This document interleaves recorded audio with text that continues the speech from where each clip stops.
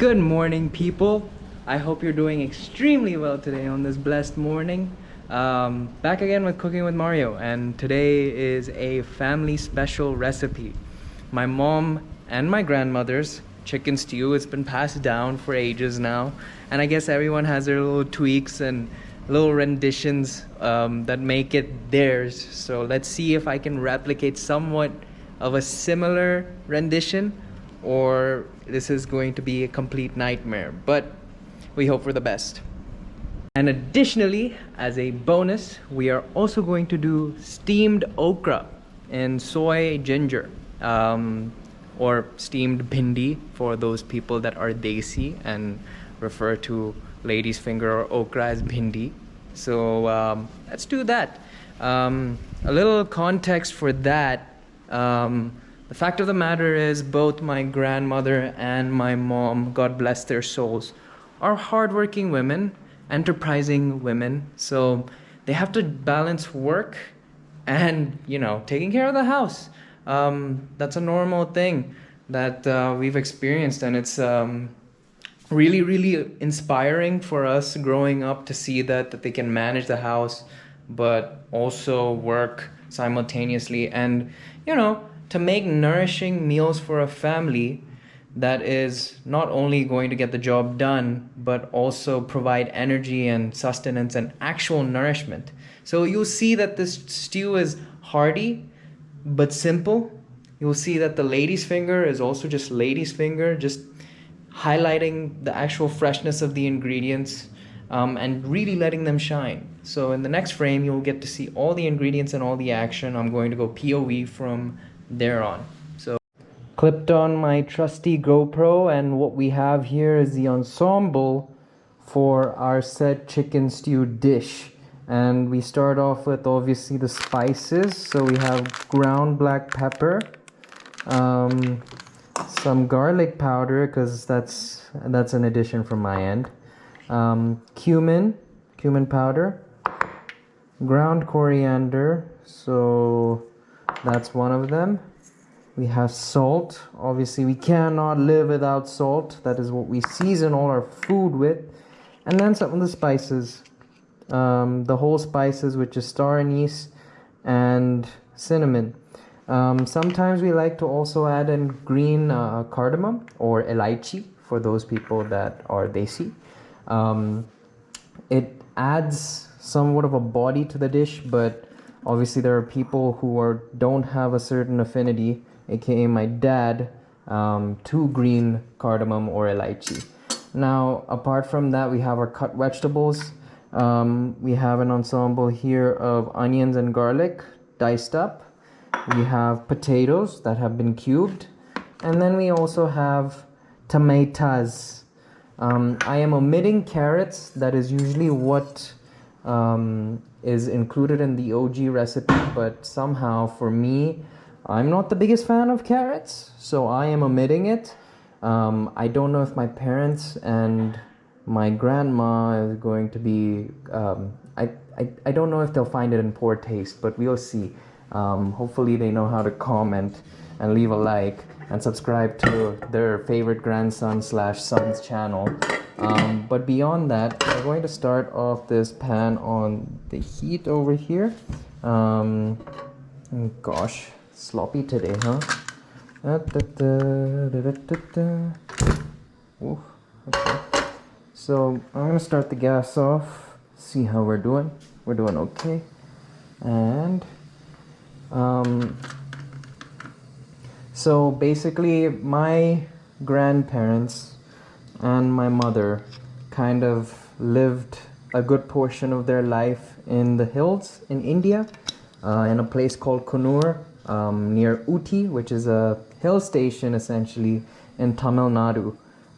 Absolutely beautiful. You get the best produce over there. It gets cold in the winters, so I'm assuming this stew, being so wholesome and nourishing, is a testament to the fact that the winters get cold, so we need something warm, something that will sustain us through these harsh winters. Obviously heating and all those modern day conveniences weren't around maybe 50, 40 years ago in hill stations in India. So I think this is the rationale and the story behind this recipe. I could be totally wrong, but I'm going to believe that it stems from there. So we go in with our onions and our garlic, because we always season each layer of food. We're going to put salt, and it also helps with the browning. I'm going to go and grab myself a spatula. So this one today is for dinner for my brother and my roommate. I'm genuinely missing my grandparents and my parents today. My parents are currently in Singapore with my uncle celebrating his birthday. And obviously my grandparents are chilling in Coonoor or wherever they go. They love to go on cruises. They're at that stage of their life now where they can't afford to do that. So kudos to them. And yeah, obviously I'm here recording and trying to build this. Oh, the smell of the cinnamon is just killer. I love the smell of cinnamon in a nice stew or in a nice cookie. Now, we'll go in with some ginger garlic paste. It's crazy to think that I have this convenience now in this day and age to just put ginger garlic paste into my food. I'm sure a lot of households still make their own homemade ginger garlic paste. I, without a doubt, am blessed to have that at the reach of my fingertips. So like I was saying, this is for my brother and my roommate. My roommate has made lunch for me, so I'm going to reciprocate with dinner. And I guess that's how it goes. Now I'm going in with the dry spices, some ground coriander, cumin powder, and some garlic powder. I'm just amping up the garlickiness of this dish to another level. If you know me personally, I have a huge affinity to garlic. I can eat whole cloves if they're basted in butter and or even put in food whole. I really love garlic. I think I could kill a vampire with my breath. That kind of love. So yeah, now this is browned quite nicely. And before it starts to kind of char and burn, I'm going to add the element of tomatoes. So the fresh tomatoes add some moisture back into the dish. And for the most part, it helps kind of break down everything. I think I'm going to include some water because it seems to be burning a bit. So maybe like a bit of water just to deglaze. That's good. Perfect.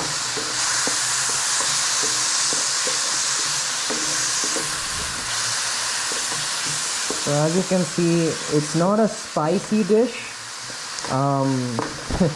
Because obviously my grandmother's Japanese, and if you know anything about the Japanese palate, is that we don't really handle spice very well.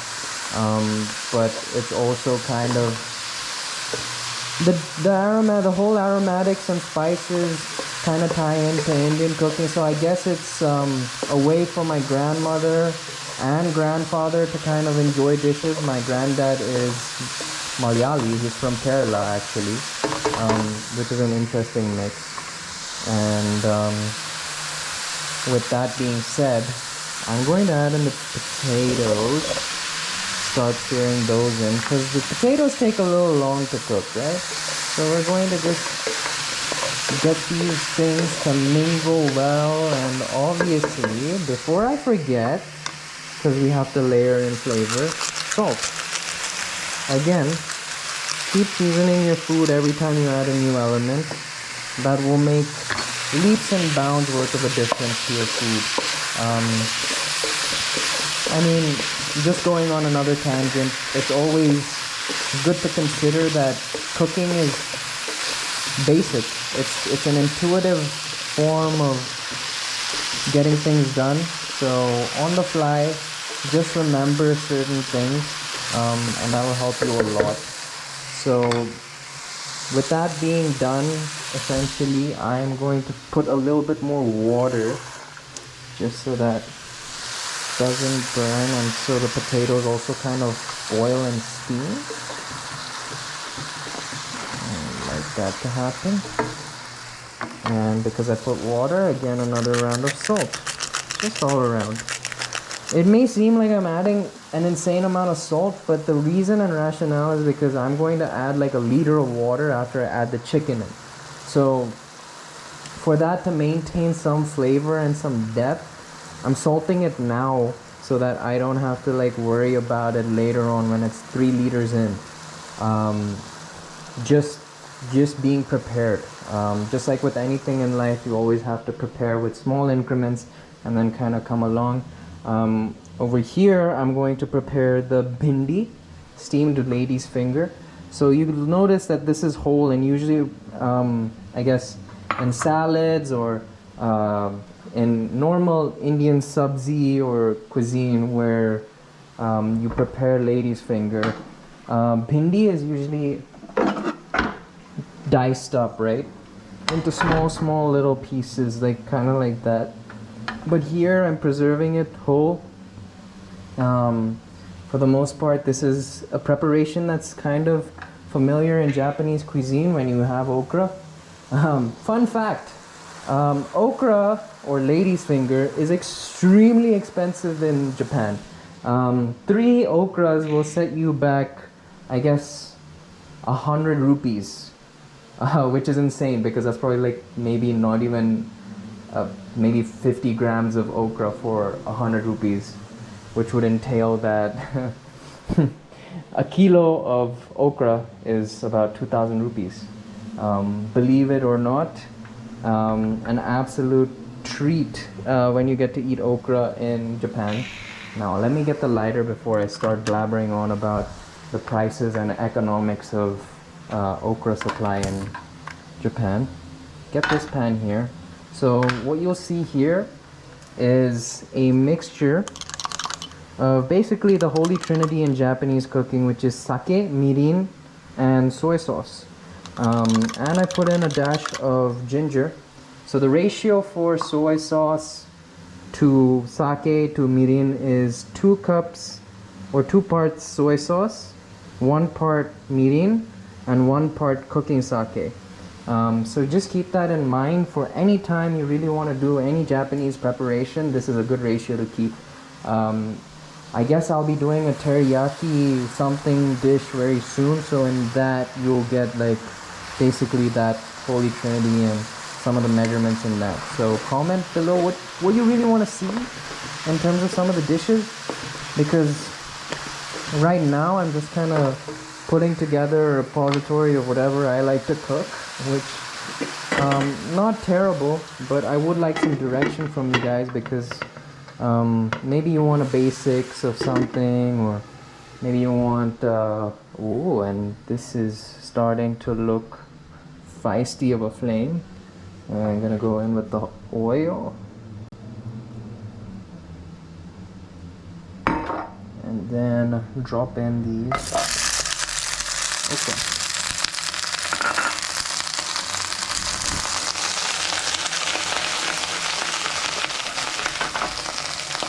And again, because we're intuitive as cooks, we grab the salt and we salt this bad boy all across. Now let that steam. We have gas. Oh yeah, we do have gas. We have fire. We just cook this okra down. I need to get a spatula. I'm going to use the same spatula. Why not? And flip these around, because everyone needs love from the heat.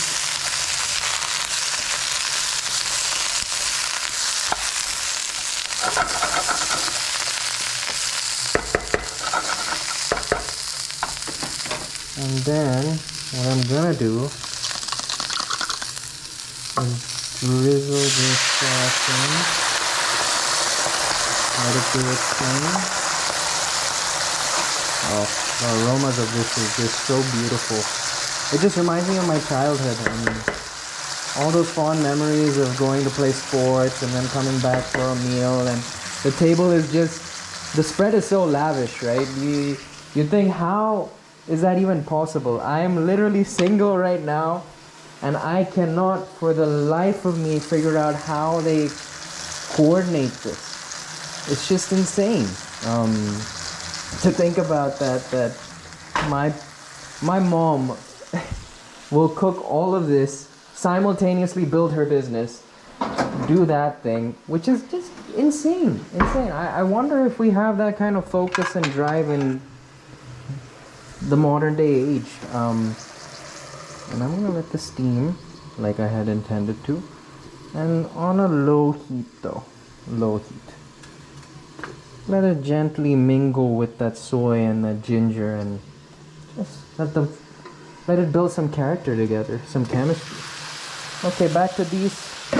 Woohoo! And the tomatoes are nice and gently mingling in there. And now what I'm gonna do is I'm gonna hit it with some chicken action. It's a lot of chicken. It's about 1 kilo of chicken. We're growing boys, I guess. I don't know if we're growing vertically or horizontally. We're probably getting fatties. But winter's coming, so we need that weight on us, right? Bulking season, guys. So yeah, I just need, maybe I'll flip this around because there's only a handle on one side. So I'm going to do this. Apologies, it is quite heavy, so that's fine, perfect. And I'm going to stir the pot gently, nicely. Increase the heat probably, just so the chicken gets some browning action. Oh guys, the aromas are just beautiful. And I'm gonna hit it with a little bit more of the dry spice mix. Not the whole spices. The whole spices are doing their thing already, mingling in there. But just because I've added a sheer huge volume of chicken, I feel like it might be a good idea to layer that seasoning more, just so that the flavors stay uniform throughout. I don't want my chicken to be bland, but my potatoes having major solid flavor because they soaked up all those aromatics. I'm going to do this. It's just the same ensemble again. There's nothing new. I'm not trying to reinvent the wheel here. I'm just trying to layer the flavor on and on. Something has to give. And yeah, the ginger garlic paste we keep aside because we don't want it that strong. Just the coriander powder and some of the dry spices such as the cumin and the black pepper and our personal favorite in this whole mix, salt. What a surprise. Just right across all through that baby. And yeah, let that stir, let that stir. And now comes the fun part, because there are these brown bits over here which will start to burn, and that's going to be, one, a mess to clean up after, but two, it's going to leave this burnt kind of taste in your food, which I'm not a huge fan of. So we're going to fill up a glass of water. Tap is fine because anyways what we're doing is we're cooking on high heat, so this will be fine. 1 glass.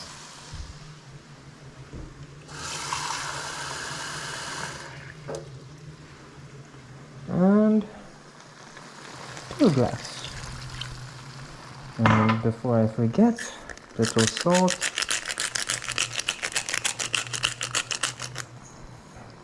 Nice. Amazing. And so, if you forward maybe 20 minutes from now, this dish will be done. ready for consumption because the potatoes will soften.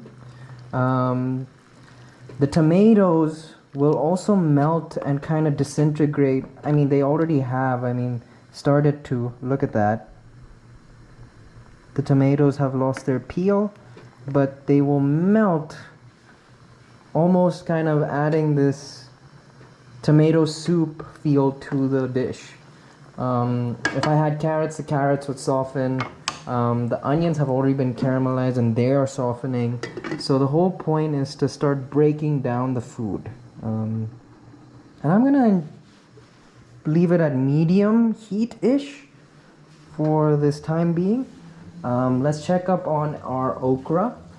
I need to get a chopstick because there's no handle on this. So the okra smell has come out. The green has become a little bit more vibrant. Now I'm going to increase the heat and I'm going to let this kind of come down. This soy sauce kind of slurry we've made. Maybe I want a little bit of water here too because I want to cut through some of that saltiness of the soy. I want it to be a light steamed lady's finger, so I don't want intense soy flavor. So let it cook, let it get more tender because the water that we add will evaporate eventually, and with that the soy as well. So just kind of imparting that flavor in, fusing it into the okra. So let that happen, let that sit. Again, cooking, yes, of course the ingredients matter a lot, but as you can tell, it's all about the finer little details. Just with anything in life, I guess, the finer little details. And if you want to see finer little details, then head on over to the video I made with this broccoli, oyster mushroom and salmon dish that I put up as kind of like uncut gems, kind of like, I guess, just follow my lead type of thing. No talk, no commentary, apart from the initial part, which was me having banter with my roommate and talking about our strategy, whether we would talk or not in the video. But alas, check it out. I think I can put the card of that in the corner here. I don't know, it'll pop up. But yes, this will steam for another 5 minutes, and that'll be a dish in itself. And this will maybe take 10-15 minutes with the chicken being cooked and everything being softened. Beyond that, you would serve it ideally with rice. That's what we do in our household, but I'm sure you can substitute that with a nice loaf of bread. Shout out to Nisha's at Edith's Baking Co. So check that out.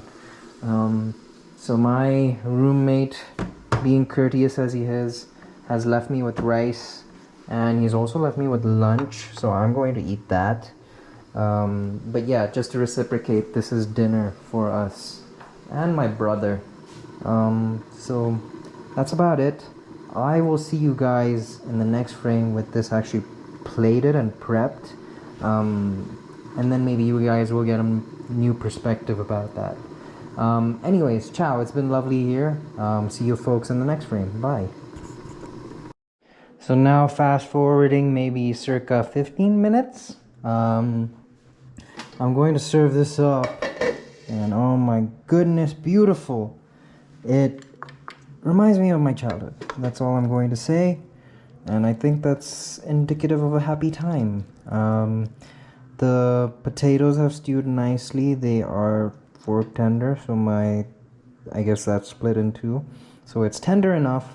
The chicken has been basking in there, letting out its juices into the stew, and the smell of cinnamon is what gets me the most. That hit of cinnamon just reminds me of like winter's Christmas time, kind of. And it's just delightful. I think this, on a rainy day or sometime when it's colder in the months that are coming now, I think is a recipe that is just proven to be a winner that takes your heart. And obviously steamed okra, bhindi, yes. And I'm going to take this rice out of the cooker.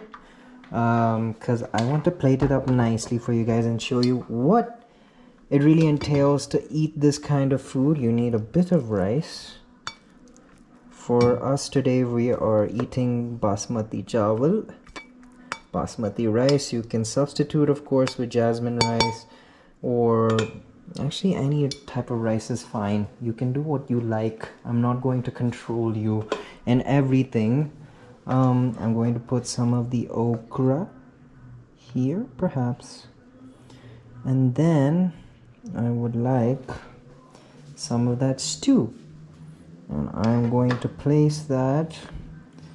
Patrick, I'm sorry, I am not eating the food that you cooked. This looks too divine right now. I will eat it later. You know, because I can't waste food, guys. That's just wrong. Just get some of those juices in there. Just flow in. Oh. Beauty, beauty, beauty, beauty. That is my plate, y'all. I don't know if you can see it. That is my plate, y'all. It's so nourishing, so healthy, and so wow, that is a big okra. Anyways, that is going to be me now. If you want to see the next segment, which is me eating this and talking about more stories, then obviously stick around because I'm going to be mukbanging this. With that being said, I have thoroughly enjoyed this time reconnecting with myself through like some family recipes and whatnot. And up until next time, guys, peace and chill out. Don't pay attention to the rice cakes and the nuts on the table. That's just for late night snacking. Anyways, goodbye, people. Say bye, plate. Bye. Bye-bye.